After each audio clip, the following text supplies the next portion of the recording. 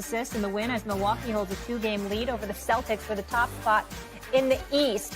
Here's Drew Holiday, had some interesting comments on Giannis after the game. I want to read those to you. Giannis has been MVP too much. He's been doing this too much. I feel like people are getting bored of it. It's kind of like the LeBron effect. LeBron has done it so many times that people think it's normal now, and it's not. But Giannis makes it look so easy. The first couple of years that he got it, it's like, wow, nobody can do that. And it's still to this day, nobody can do what he does. He's on the #1 team, not just in the East, but in the league. So the NBA MVP race is coming down to the very end. Joel Embiid is now the betting favorite to win the MVP. His odds sit at -225 with the reigning MVP, Nikola Jokic, right behind him at +150. Giannis is third in the race at +300, despite the Bucks having the best record in the NBA. Look who's here. Kendrick Perkins, America. Hey, Perk, did you miss us? I'm glad to see y'all back. You know what I'm saying? You representing for the Huskies, UConn. I got them picked to win it today. S.A., what's up? I see you. What's up, big boy? How you doing? Did you hear Molly say NBA, NBA? You know, she stuttered a little bit with the NBA. She said NBA, but she was just going too fast. You know, so she's so preoccupied with UConn that she's stuttering from time to time. I just want to point that out. Do you think people at home were like, oh, maybe she's talking about the NBA instead of the NBA? Like, did you really? I mean, really you are the need main to do that? of the show. You know, you're the leader. It's first take. Everybody watching you. So I'm just. Sorry, I'm just human like everyone at home, and sometimes we misspeak, right? So I'm just relatable to the people. It's okay. You just tried to gloss over it. Had that been me, you would have told the public I stuttered. I'm just saying. Oh, my God. I'm just throwing that out Perk, there. Let's go. You know what? I've been back an hour and 3 minutes, and I'm ready to go. Perk, I'll start with you. She just talked about going to Houston for the final for the national championship. She ain't ready to go. She just want to be at the game. But go ahead. Go ahead. Perk, do you agree with Drew's comments about Giannis being overlooked when it comes to MVP? Hell yeah, I agree. And I believe we talked about this and had this discussion once before. When it comes down to Giannis, right, we are getting bored with him because it's the norm. Like, we talking about a guy that is 5th in the league, is averaging a career high in points. His team has the best record in the league. He's 3rd in rebounding. And guess what? These points that he's averaging per game is, when you look at the top 10 scorers in the game, he's doing it in 32 minutes. That's less minutes than any other player that's in that top 10. So when I look at Giannis and I watch Giannis and I see him come in after playing the Pacers, after I believe having a 35-point triple-double and coming into playing against Boston the next night, and although they took a spanking, he was available and he played. You can rely on him to play night in and night out. He is playing like he has something to prove. And I'm going to sit up here and say it right now. The best player in the league, on the best team, averaging a career high in points, third in rebounding. Giannis is getting my vote for MVP.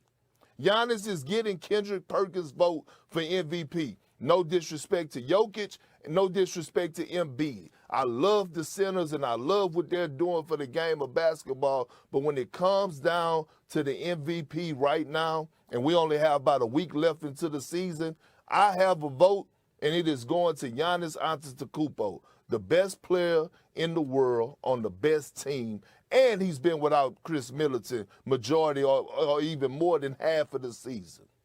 Well, first of all, a couple of things to point out. Number one, there's still a week to go. I think the race is tight enough where there's no definitive person to pick at this particular moment in time. But if I had to vote today, Giannis would not get my vote. That would be Joel Embiid. Let me be very, very clear. Joel Embiid would be my MVP. No disrespect to Giannis. That's number one.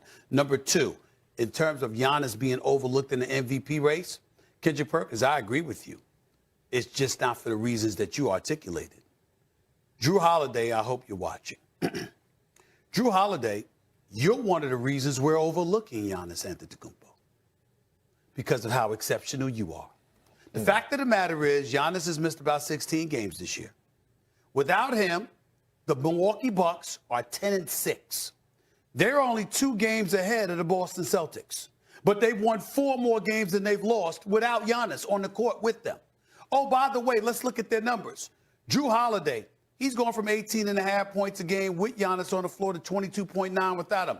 Brook Lopez has increased his point production without Giannis. Bobby Portis has increased his point production without Giannis by 5 points from 12 to 17. Grayson Allen has increased his point production without Giannis. Javon Carter has even increased his point production without Giannis. If you look at the Milwaukee Bucks, why have we raved about them? Why have you and others talked about the champion coming out of the East this year? As formidable as Milwaukee has looked, because collectively they look formidable. As great as Giannis is, as phenomenal as he is, and there is no question about that. The fact of the matter is, I think this is probably the best year of Brook Lopez's career. I think this is arguably the best year of Jrue Holiday's career. I think this is arguably the best year of Bobby Portis's career.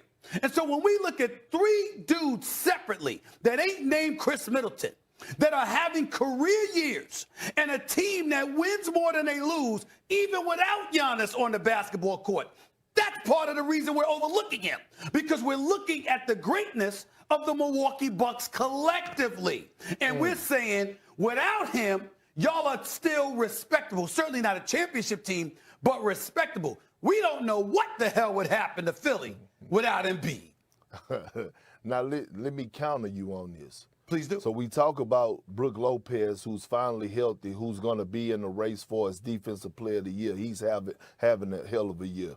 We know that Bobby Portis is averaging around 13 and 9 off the bench. You just talked about how spectacular Jrue Holiday has been playing. Remember, Jrue Holiday played alongside Anthony Davis, too. And this is no shade towards Anthony Davis, but this is what I'm about to say. When it comes down to being the best and great, then all of a sudden it ripples down on everybody else. So when you look at Giannis and the way that he carried himself and the way that he showed up to work and the tenacity and the passion that he played with night in and night out, the hard work that he put in, it affects everybody else in that locker room. That's why guys are playing to the level that they're playing at right now, because the tone has been set by their franchise player in Giannis Antetokounmpo. That's why he's the best player in the world to me, because he leads by example. He's a guy that's not satisfied. He's a guy that is approaching the game like he don't have 2 MVPs, 1 Finals MVP, 2 Defensive Player of the Year awards. So then look, Stephen A., check this out. Here's the thing that gets me when it comes down to Jokic and Embiid. Okay. Embiid, you know I love him to death. Hell, I love Jokic. Embiid sat out last week. When he was supposed to go against Jokic and give Jokic an opportunity to get his lick back in Denver, he sat out. He sat out. He could have chose to sit out the game before that when they played in Phoenix, knowing that everybody wanted to see this head-to-head matchup. Jokic showed up when they played up in Philly, and Embiid gave him that work. Give him his lick back. Okay, second thing. My thing is this. Yes. That's not a strong argument. That's not a strong argument. It is a strong argument, because if you're neck and neck for the MVP like Jokic and Embiid is, why you don't show up for that game? Well, let me throw it back at you. So let's say, for example, let me be a bit hyperbolic here in a sense. Man, stop using them big words. Stay with me, big boy. Stay with me. Hear my point. So Kendrick Perkins, right, is known as being Big Perk. And, you know, somebody challenges you to a fight. And you happen to be sick that day. The fact of the matter is, we got to defer to your history to know you really must be sick, because you damn sure ain't running from nobody.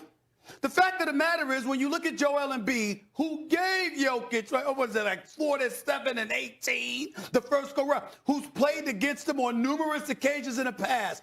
If Joel Embiid sat out a particular game, considering his injury history, we got to say, yo, he must have really been hurt. It must have really been a bad day, because the one thing we know about Joel Embiid throughout his career is that brother will chirp. He will smack at cats. He don't smack at cats that he don't play against. He don't sit up there and talk smack to a guard. He'll talk smack to a big man he know he gonna go up against, and he shows up. So if he didn't show up a particular game, we know that's an aberration.